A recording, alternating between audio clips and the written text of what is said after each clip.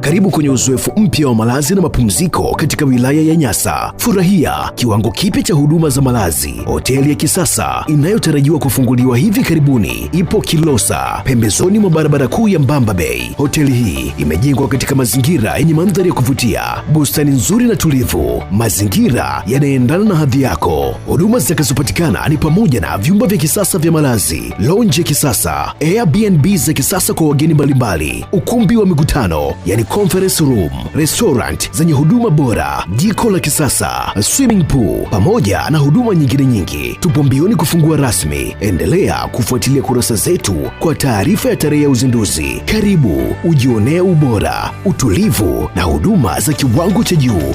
Nyasa Kilosa.